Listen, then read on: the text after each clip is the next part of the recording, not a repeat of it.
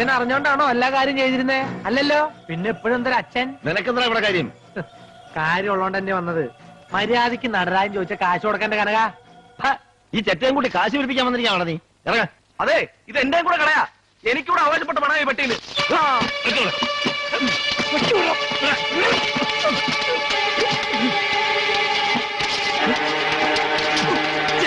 നിങ്ങളെങ്ങനെ ആക്സിഡന്റ്?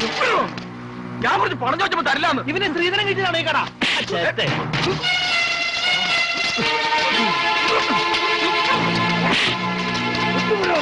പിന്നെ ഞാനിവിടെ ആരുടെ ഓശാരത്തിൽ വന്നൊന്നല്ല, എനിക്കിവിടെ ആവശ്യം ഉള്ളതുകൊണ്ടാ. നിനക്ക് എന്താ പണത്തിൽ പോയിന്റെ ആവശ്യം? അതവൻ പറയുന്നില്ലല്ലോ. എന്റെ ലീലാൻ എക്സൈസാര് പൊക്കി അവളെ വിടിയിക്കാനാ. ഇതിനായിരുന്നു ഇത്ര പരവേശം അല്ലേ? കള്ളമാറ്റം നടത്തിയ എക്സൈസാര് പിടിക്കൂലേ? അതല്ല അവരെ ജോലി. അല്ല, ഞാൻ അറിയാഞ്ഞിട്ട് ചോദിക്കാം, ലീല എക്സൈസാര് പിടിച്ചാൽ നിനക്കെന്താ? നിങ്ങൾ പോയി നിങ്ങളുടെ പണി നോക്ക്. പറ.